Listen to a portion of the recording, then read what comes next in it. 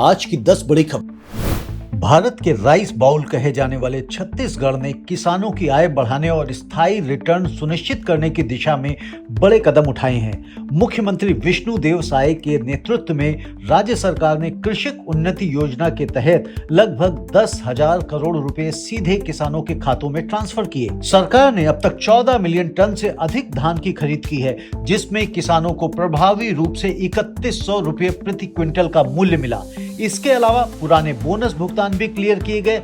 Zero ब्याज वाले short term loan दिए जा रहे हैं और ब्याज मुक्त कृषि क्रेडिट का दायरा बढ़ाया गया है। मार्केट सुधारों के तहत मंडियों को नेशनल एग्रीकल्चर मार्केट से जोड़ा जा रहा है, जिससे पारदर्शिता बढ़े और किसानों को बेहतर बाजार पहुंच मिले। सरकार का फोकस छोटे और सीमांत किसानों को सशक्त बनाकर दीर्घकालिक आय सुरक्षा सुनिश्चित करने पर है। इंडियन राइस मिलिंग मार्केट तेजी से बढ़ रहा है। अनुमान है कि यह बाजार 2025 में $1.11 बिलियन से बढ़कर 2035 तक $1.41 बिलियन तक पहुंच जाएगा, जिसमें 2.45% CAGR दर्ज होने की उम्मीद है।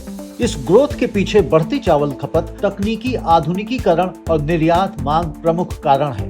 भारत दुनिया के सबसे बड़े चावल उत्पादकों और निर्यातकों में शामिल है, जिससे राइस मिलिंग सेक्टर कृषि और फूड प्रोसेसिंग इंडस्ट्री का अहम हिस्सा बन चुका है। राइस मिलिंग के जरिए न सिर्फ खाद्य सुरक्षा सुनिश्चित होती है, बल्कि ग्रामीण रोजगार पैदा होता है और किसानों की आमदनी को भी सहारा मिलता है। सफेद चावल, ब्राउन राइस और वैल्यू एडेड प्रोडक्ट्स की बढ़ती मांग इस सेक्टर को नई ऊंचाई दे रही है। चीन के वैज्ञानिक अब आर्टिफिशियल इंटेलिजेंस की मदद से धान के बीज विकसित कर रहे हैं। China national rice research institute के शोधकर्ता झांग गुआंगहेंग इंडिका और जापानिका किस्मों को मिलाकर बेहतर क्वालिटी का चावल विकसित करने पर काम कर रहे हैं। उनकी AI टीम सीड ब्रीडर्स को कस्टम समाधान दे रही है, जिसमें remote IoT monitoring, AR glasses से कीट पहचान और रोबोटिक खेती शामिल है। फिलहाल टीम दलदली खेतों के लिए खास पहियों और कंट्रोल एल्गोरिदम पर काम कर रही है, ताकि मार्च के फूल आने के मौसम से पहले रोबोट सुचारू रूप से काम कर सके। यह आधुनिक तकनीक और पारंपरिक खेती का अनोखा संगम है। सूरत को देश के 6 शहरों में शामिल किया गया है, जहां टेक्सटाइल्स एक्सपोर्ट फैसिलिटेशन सेंटर स्थापित किए जाएंगे। यह पहल भारत सरकार के वस्त्र मंत्रालय की ओर से की गई है। सूरत के अलावा करूर, इचलकरंजी, जयपुर, वाराणसी और लुधियाना में भी सेंटर बनेंगे। सूरत का केंद्र तकनीकी वस्त्र और मैन मेड फाइबर पर फोकस करेगा, जहां quality appraisal, export certification, lab testing, ISO consultancy और मार्केट रिसर्च जैसी सुविधाएं मिलेंगी।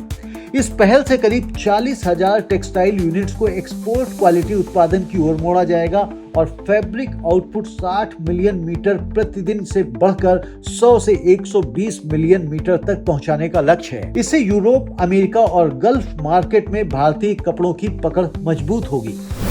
गवर्नमेंट ऑफ इंडिया ने घरेलू कीमतों को स्थिर रखने और किसानों को उचित रिटर्न दिलाने के उद्देश्य से 2025-26 सीजन में 25 लाख मीट्रिक टन गेहूं, 5 लाख मीट्रिक टन गेहूं उत्पाद और 5 लाख मीट्रिक टन चीनी के निर्यात को मंजूरी दे दी है।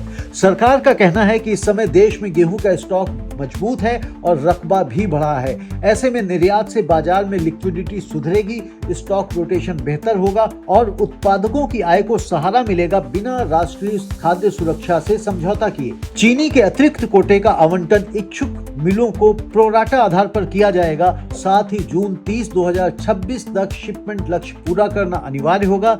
यह फैसला किसानों, मिलों और उपभोक्ताओं तीनों के हितों को संतुलित करने की दिशा में अहम कदम माना जा रहा है। जनवरी 2026 में यूक्रेन के स्टील उत्पादकों ने सेमी फिनिश्ड स्टील उत्पादों का निर्यात महीने दर महीने 25.2% घटाकर 1,21,990 टन कर दिया। हालांकि सालाना आधार पर इसमें 51.3% की बढ़ोतरी दर्ज हुई। आंकड़ों के मुताबिक बुल्गारिया और तुर्की प्रमुख डेस्टिनेशन रहे। दिसंबर की तुलना में निर्यात राजस्व 28.7% गिरा, लेकिन जनवरी 2025 की तुलना में 52% बढ़कर $56.02 मिलियन पहुंच गया। पूरे 2025 में निर्यात 26.4% घटकर 1.39 मिलियन टन रहा, जबकि राजस्व 28.9% गिरकर $659.62 मिलियन रहा। फिर भी चौथी तिमाही में रिकवरी दिखी, जहां वॉल्यूम 25.4% और राजस्व 23.9% बढ़ा, जो साल के अंत में सुधार के संकेत देता है। प्रधानमंत्री नरेंद्र मोदी ने दिल्ली स्थित अपने नए सेवा तीर्थ कार्यालय से 4 प्रमुख योजनाओं को हरी झंडी दी। इनमें शामिल है पीएम राहत योजना, जिसके तहत दुर्घटना पीड़ितों को 1.5 लाख रुपए तक कैशलेस इलाज मिलेगा। लखपति दीदी कार्यक्रम का लक्ष्य बढ़ाकर 6 करोड़ महिलाओं तक पहुंचाना। कृषि अवसंरचना कोष को 2 गुना कर 2 लाख करोड़ रुपए करना और स्टार्टअप इंडिया फंड और फंड्स 2.0 को 10,000 करोड़ रुपए के कॉर्पस के साथ मंजूरी देना। सरकार का कहना है कि ये फैसले स्वास्थ्य, महिला सशक्तिकरण, कृषि और उद्यमिता को मजबूत करेंगे और देश भर में कमजोर वर्गों, किसानों, महिलाओं और युवाओं को सीधा लाभ पहुंचाएंगे। महाराष्ट्र सरकार ने महा लाइव स्टॉक एक्सपो 2026 के दौरान पशुधन क्षेत्र को आधिकारिक रूप से कृषि का दर्जा देने की घोषणा की है।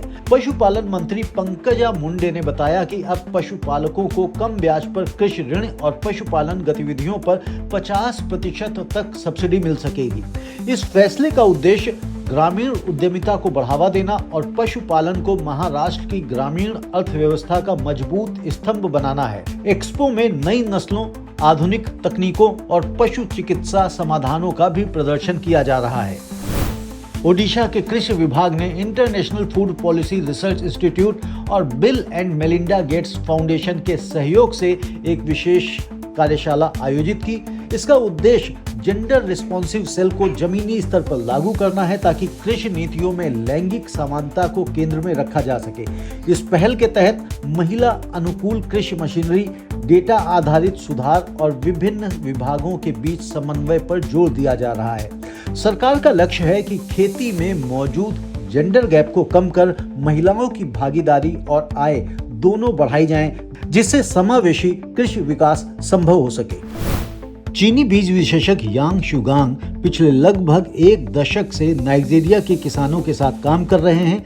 2017 में जब उन्होंने जिगावा राज्य में काम शुरू किया, तब पैदावार करीब 3000 किलो प्रति हेक्टेयर थी। हाइब्रिड बीज, बेहतर भूमि तैयारी, उर्वरक प्रबंधन, कीट नियंत्रण और सिंचाई तकनीकों के जरिए अब किसान 9000 से 9750 किलो प्रति हेक्टेयर तक का उत्पादन कर पा रहे हैं। अभी सेंगोंग काउंटी का हाइब्रिड बीज केंद्र सालाना करीब 8 मिलियन किलो बीज तैयार करता है। इस क्षेत्र के 20 से अधिक तकनीशियन 10 से ज्यादा देशों में आधुनिक धान खेती की तकनीकें फैला चुके हैं, जिससे कई परिवारों ने मोटे अनाज छोड़कर चावल को मुख्य आहार बना लिया है। कृषि और व्यापार जगत से जुड़ी खबरों को देखने के लिए सब्सक्राइब करें कमोडिटी टुडे।